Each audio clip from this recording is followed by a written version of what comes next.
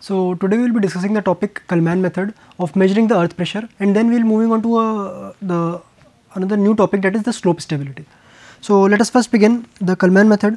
So it is the same as the trial wedge method that we studied for the Coulomb theory there, alright, that is based on Coulomb's theory. It is this method, Kalman's graphical method, is convenient for cohesionless soils active pressure determination. So we will see how this active pressure is getting determined, alright. So what are the few advantages in this graphical method that we are studying here? That is, it can be used for any shape of the backfill surface, चाहे वो inclined हो, चाहे वो horizontal हो, किसी भी के लिए ये use किया जा सकता है. Next is different types of surcharge loads, alright. Third is it can be used for even for the layered backfills. अगर अलग अलग layer of soils हैं, let's say एक कोहेसिव का लेयर है, देन एक कोहेजनलेस का लेयर है, सो उसके लिए भी हम इसको यूज़ कर सकते हैं. अच्छा, इसमें इंपॉर्टेंट चीज़ क्या है, it involves the construction of force triangles. Okay, so let's say there are some forces that is acting in this direction and say this direction and say this direction. So with these forces we can construct a triangle, and then we can take the different measurements according to it and how these forces are acting. Alright, so first of all we have to assume a number of trial planes, and then we will be getting on there which is the failure trial plane, okay, which is the failure plane, which is the exact failure plane there. So in the force triangle here, angle between W and P, there is some weight W that is acting, and then there is something that is P. It is equal to 90 minus theta minus this delta, that is also equal to psi angle, alright. And angle between W and the reaction R is what, delta minus lambda minus phi here. Okay, so let us begin how this earth pressure is obtained here. So I have broken down it into a few steps there. So first of all you can see here, this is the B point here and this is the A point.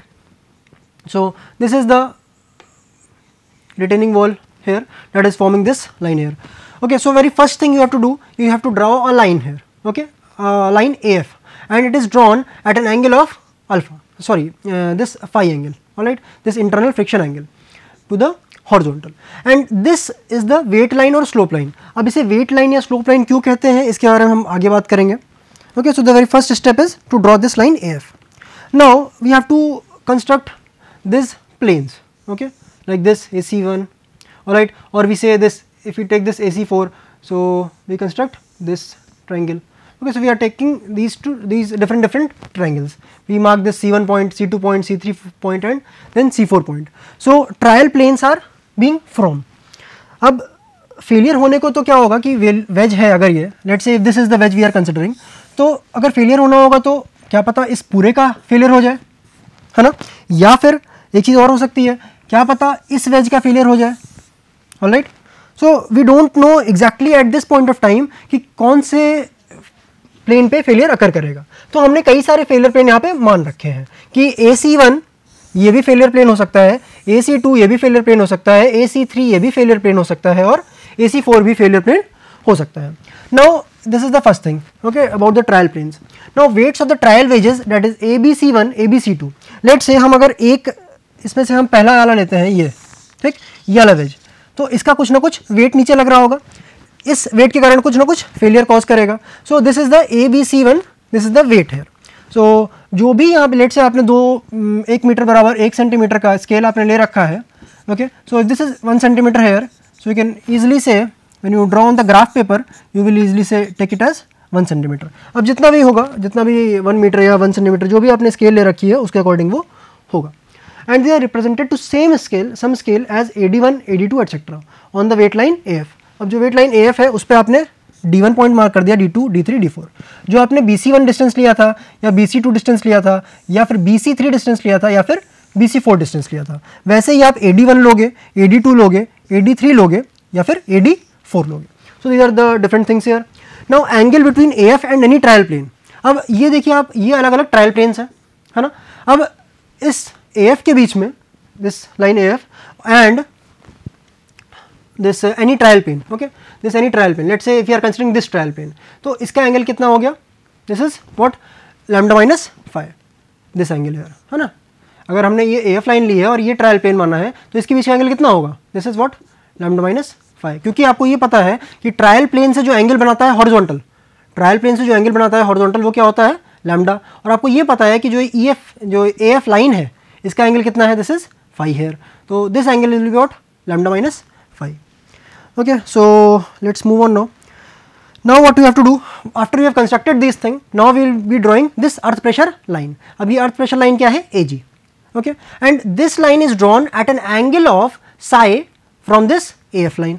Okay, so ये अर्थ pressure line यहाँ पे AG line बना दी हमने यहाँ पे, जो कि angle बनाती है कितना? साई. और ये साई कितना है आपको पता है? 90 माइनस थीटा माइनस डेल्टा. तो अब यहाँ पे अगर मैं नॉर्मल की बात कर दूँ, ये नॉर्मल है और ये एंगल डेल्टा है. Okay, this angle is delta, this angle is psi here. तो ये वाला एंगल कितना होगा? जो भी इंक्लाइंड हो रहा होगा वही एंगल होगा. So we can easily say that delta plus psi plus theta is equal to what? 90 degree.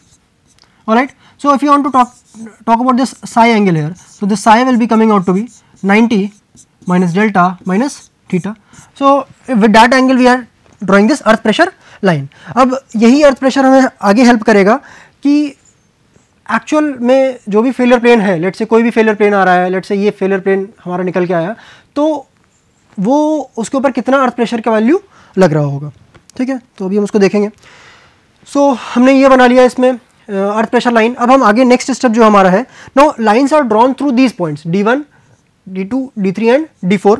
Alright, which are parallel to this earth pressure line. So इस अर्थ प्रेशर लाइन के parallel हमने ये line बनाई. देखो ये वाली आप, then ये वाली D2 E2, then D3 E3, then D4 E4. तो हमने ये लाइन किसके पैरेलल बनाई? ये लाइन इसके पैरेलल है, इसके पैरेलल है, इसके पैरेलल है, एंड देन ये चारों लाइन आपस में पैरेलल है. सो हमने जो यहाँ इस स्टेप में किया वो क्या किया? हमने D1 E1 लाइन बनाई. और ये लाइन किसके पैरेलल है? अर्थ प्रेशर लाइन के. Okay, so we have drawn these lines through D1 D2 etcetera parallel to the earth pressure line AG to intersect the corresponding slip planes. अब देखो आपको मैंने ये बताया कि AC1 हुआ, AC2 हुआ या फिर AC3 हुआ. These are what? These are corresponding failure planes. अब ये जैसे हमने पहले वाला वेज लिया, हमने माना कि ये वाला वेज यदि फेल कर रहा हो तो, है ना, इसका कुछ W1 वेट लग रहा होगा. यदि ये वेज फेल करता है तो हम इसके ऊपर जो है यहाँ पे E1 पॉइंट पे हमने ये चीज़ बना दी. अब हमने अगर दूसरा अज्यूम करा हो, C2 वाला बनाया हो, और हमने वेज अज्यूम किया हो ABC2 कि ये फेलियर कॉज कर रहा है, तो हमने क्या किया होगा? D2 से E2 तक यहाँ पे हमने पॉइंट बनाए होंगे.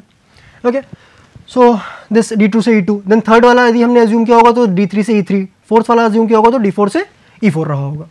Okay, so next is AD1 E1, AD2 E2 etcetera represent the triangle of force here. Okay, so if you are taking this triangle, है ना, यदि हम पहला वाला फेलियर प्लेन मान रहे हैं AC1 वाला, तो हमारे लिए ट्राइंगल कौन सा होगा? Force triangle, this AD1 E1. Okay, यदि हम दूसरा वाला लेते हैं, लेट से हम चौथा वाला ले रहे हैं, अगर हम ये C4 ले लेते हैं, तो इसके लिए क्या होगा ट्राइंगल? This AD4 E4. तो this will be the triangle there. Okay, so for the trial wedges ABC1, ABC2 etcetera. तो हमने अलग अलग लिया है तो अलग अलग के हिसाब से हो जाएगा. जो मैंने आपको बताया वो किसके हिसाब से बताया? एक मैंने आपको C1 के हिसाब से बताया, एक मैंने आपको C4 के हिसाब से बताया. And the length D1 E1, D2 E2 represent the corresponding values of earth pressure. तो यहाँ पे ये समझिएगा, आप इसको ग्राफ पेपर पर प्लॉट कर रहे होंगे, मैंने तो आपको यहाँ पे इस तरह बताया है. तो ये जो D1 E1 है, D2 E2 है, ये क्या है? ये अर्थ प्रेशर का मैग्नीट्यूड है. कितना अर्थ लैटरल डायरेक्शन में, हॉरिजॉन्टल डायरेक्शन में फोर्स लगा रही होगी, that will be the value of this here D2 E2. जितने भी सेंटीमीटर में आएगा और आपने जो भी स्केल ले रखी है आप उसको कन्वर्ट कर सकते हो. Then you will be finding out this magnitude of the earth pressure. तो अभी भी हमें पता नहीं है कि कौन सा फेलियर प्लेन है. अभी हमने जितने अज्यूम कर रखे हैं फेलियर प्लेन, हमने उसी की बात करी है सिर्फ. ओके, तो अब नेक्स्ट स्टेप में देखते हैं. अब हमने क्या किया? जो E1, E2, E3, E4 respective failure planes पे जो लाइंस थी, है ना, जो पॉइंट्स थे, हमने उनको क्या किया? ज्वाइन कर दिया. और ज्वाइन करके हमने एक कर्व बनाया. इसी कर्व को कलमैन कर्व कहा जाता है. Okay, so this is the curve here. Now in the next step you will be seeing what is the exact value to find the maximum value. अब देखिए D1 E1 एक pressure होगा, D2 E2 एक pressure होगा, but maximum value कहाँ आ रही होगी pressure की, वो हमें पता करनी है. क्यों? जहाँ पे भी मैक्सिमम वैल्यू आएगी प्रेशर की, वहीं पे क्या होगा? लेटरल प्रेशर सबसे ज़्यादा होगा. वहीं पे क्या होगा? फेलियर अकर होने के चांसेस बढ़ जाएंगे. अच्छा, तो अगर हम इस कर्व को ले लेते हैं जो कि कलमैन कर्व है. Okay, I am denoting it by CC there. सो यहाँ पे समझिएगा, यदि मैं टेंजेंट बनाता हूँ, ठीक, मैं यहाँ पे टेंजेंट बनाऊंगा, बट ये टेंजेंट जो है, this one is a tangent here, ये टेंजेंट जो ब्लू लाइन से यहाँ शो कर रखा है, ये टेंजेंट AF लाइन के पैरेलल है. Okay, So a tangent is drawn parallel to AF, alright. So this is one thing. Now through the line this DE, okay, DE is there, then the line DE is drawn which is parallel to, अच्छा हम D1 D2 या D2 E2 या D4 E4 हम कैसे बना रहे थे, इसको हम पैरेलल किसके कर रहे थे, इस अर्थ प्रेशर लाइन के। सिमिलरली जब हम एक D पॉइंट मान रहे हैं और E पॉइंट मान रहे हैं जो कि टेंजेंट यहाँ पे आ रहा है इस AF के पैरेलल पे, हमने क्या किया, यहाँ पे हमने यहाँ पे भी एक लाइन बना दी जो कि क्या है, अब this one line is the DE, है ना, और यही क्या होगा, यही मैक्सिमम प्रेशर होगा।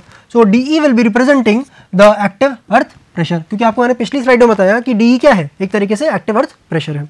ओके, जो भी स्केल आपने अडॉप्ट कर रखी होगी उसके हिसाब से आप उसको रिप्रेजेंट करोगे। Okay, now understand one more thing कि ये मैक्सिमम अर्थ प्रेशर लग रहा है, यानी यही P है जो कि फेलियर कॉज कर रहा होगा। अच्छा, इसमें इंपॉर्टेंट चीज़ और क्या है कि यदि मैं इस लाइन को एक्सटेंड करूँ, ओके, और ये E पॉइंट से पास कराते हुए मैं इसको यहाँ पे C पे लेके जाऊँ, तो हमने अज्यूम क्या क्या किया था, हमने कहा था कि भाई AC1 हो सकता है या AC2 हो सकता है या AC3 हो सकता है या AC4 हो सकता है, क्या हमारा फेलियर प्लेन। बट एक्चुअल में जब हमने देखा तो हमने ये चीज़ डिटरमिन की किससे, कलमैन कर्व की मदद से, कि एक्चुअल में जो फेलियर होगा वो ट्राइंगल ABC के कारण होगा, है ना। B पॉइंट ये रहा, C पॉइंट ये रहा और A पॉइंट ये रहा। तो यदि फेलियर होगा तो इस वेज के कारण होगा। Okay, so this ABC triangle, okay, triangle ABC, ये जो भी वेट लगा रहा होगा उसके कारण ये फेलियर कॉज करेगा। So this wedge ABC is there and the critical slip plane is AEC। Okay, so ये जो लाइन है ये क्या है, इसके अलोंग फेलियर होगा, ऑलराइट, इस AEC was the critical slip plane.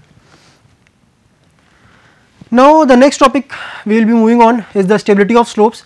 अच्छा, ये इसी मॉड्यूल 5 का दूसरा टॉपिक हम पढ़ने जा रहे हैं। हमने पहला पढ़ा अर्थ प्रेशर और वो भी शेयर स्ट्रेंथ से कहीं ना कहीं रिलेटेड था। अब हम जब स्टेबिलिटी ऑफ स्लोप्स की बात करेंगे तो इसमें भी हम बात करेंगे किसकी, शेयर स्ट्रेंथ की, क्योंकि शेयर स्ट्रेंथ ही कंट्रोल कर रहा है किसी भी स्लोप की स्टेबिलिटी को। अच्छा, यहाँ पे दो टर्म्स दे रखे हैं, एक स्टेबिलिटी एक स्लोप्स, तो हम दोनों को देखेंगे कि स्लोप क्या होते हैं और उसकी स्टेबिलिटी कैसे कैसे डिटर्मिन होती है। तो let's begin with the first point here. Slopes और the embankments are provided in river drainage works, in earthen dams, in railways and the roadways। जैसे यदि आप यमुना एक्सप्रेसवे का एग्जांपल लेते हो तो बीच में तो रोड आपको दिख रही है, हाईवे आपका एक्सप्रेसवे दिख रहा है, जो साइड में जो एम्बैंकमेंट रहता है दैट इज देयर, और ये जो स्लोप पे होता है ना, that should be remaining stable. यदि ये स्टेबल नहीं होगा तो जो एक्सप्रेसवे या हाईवे या जो भी रोड्स हैं उसके कैरेक्टरिस्टिक्स पे फर्क आएगा। So this slope should be stable here. So why and what forces can cause instability in this thing? Now these forces can be gravity force or the self weight, कि खुद के wait के कारण ही slide कर जाए, है ना। ये यदि स्लोप है, अभी खुद के वेट के कारण यदि स्लाइड करता है तो failure can occur. Okay, seepage force is there, we have already in the unit second we have studied that seepage force कितना बड़ा फोर्स है, वो डैम के लिए भी, डैम के एम्बैंकमेंट के लिए भी हार्मफुल रहता है। Then earthquake force, if the earthquake is there then also dynamic forces can be induced in there.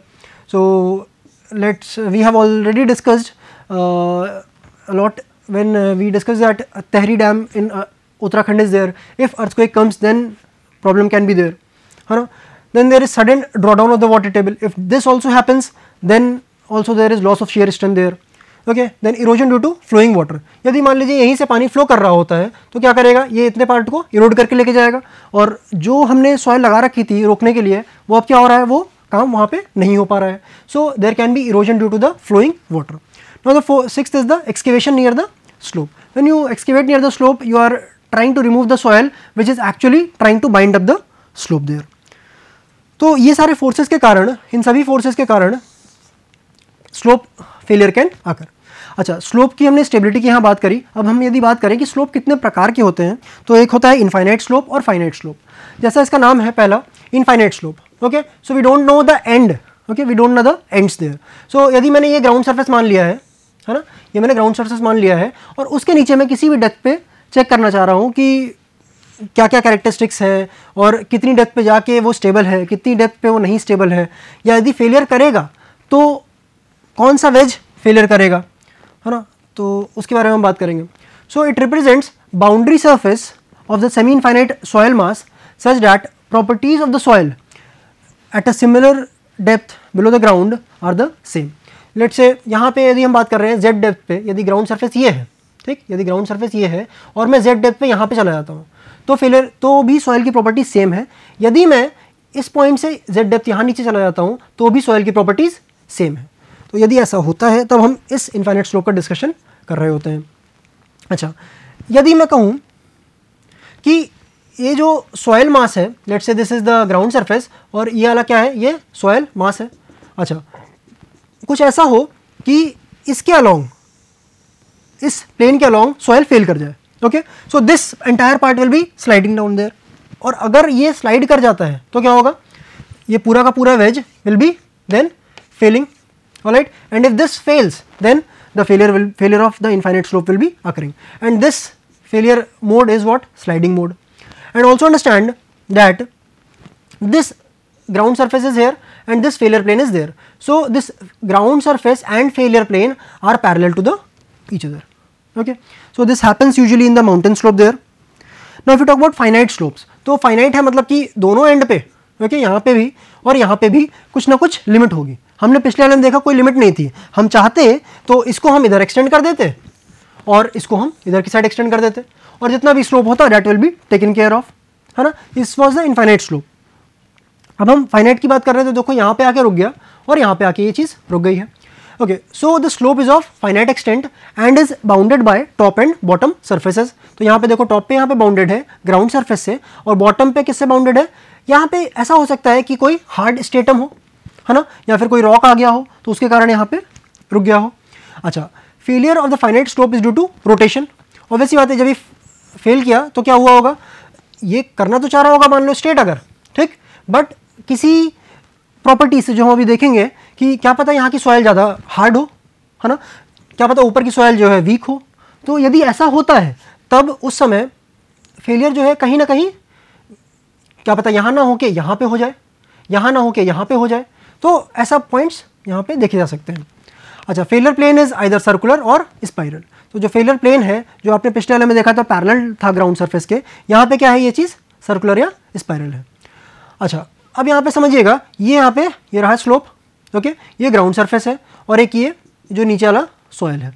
अच्छा, यदि फेलियर इस स्लोप के कारण हो जाए, ठीक, इस स्लोप के सामने सामने हो जाए, यानी मैं कहूँ कि ये वाली जो मिट्टी है, ठीक, ये वाली मिट्टी जो है ये स्लाइड कर जाए. यदि ये स्लाइड कर जाती तो क्या होगा, इतना पार्ट तो निकल गया. यदि इतना पार्ट निकल जाता है, ओके, तो क्या हुआ, फेलियर कॉज कर गया. And this failure is due to this portion only. और देखिए यहाँ पे ये जो नीचे वाला पोर्शन है ये एकदम इंटैक्ट रहा, इसमें कोई दिक्कत नहीं आई. ऑलराइट, यदि मैं दूसरा कहूँ कि ये जो टो है स्लोप का, यदि इसके अबाउट फेलियर कॉज कर जाए, यानी कि ये पूरा का पूरा मास फेल कर जाए, तो ये दूसरे प्रकार का फेलियर होगा, है ना. अच्छा, यदि मैं कहूँ कि ये पूरा का पूरा मास, ठीक, यहाँ से लेके यहाँ तक, यदि पूरा का पूरा मास यदि फेल कर जाए, ठीक, पूरा स्लाइड कर जाए, यदि ठीक रोटेट कर जाए या स्लाइड कर जाए मैं कहूँ, तो यदि ये रोटेट कर जाता है तब क्या होगा, this entire mass will be failing there. अच्छा, ये जो स्लोप का एंगल है this is given by alpha है. ओके, तो ऐसा ये देखा गया है कहाँ पे, रेलवेज और रोडवेज में. जैसे आपका इनफाइनाइट स्लोप का एग्जांपल है माउंटेन स्लोप, वैसा ही इस तरीके का फेलियर जो कि रोटेशनल हुआ या सर्कुलर या स्पाइरल हुआ, this is seen in terms of what, in terms of this railways and roadways there. तो जो मैंने आपको अभी एग्जाम्पल्स दिए वो मैंने स्लोप फेलियर, टो फेलियर और बेस फेलियर के दिए. तो अब आप ये समझिए, यदि स्लोप के सामने सामने यहाँ पे स्लोप का फेलियर हो जाए, है ना, स्लोप यदि फेल कर जाए तब क्या होगा, this is the slope failure, पहली चीज़, है ना. ये वाला मास यदि टूट के आगे गिर जाता है या रोटेट करके स्लाइड कर जाता है.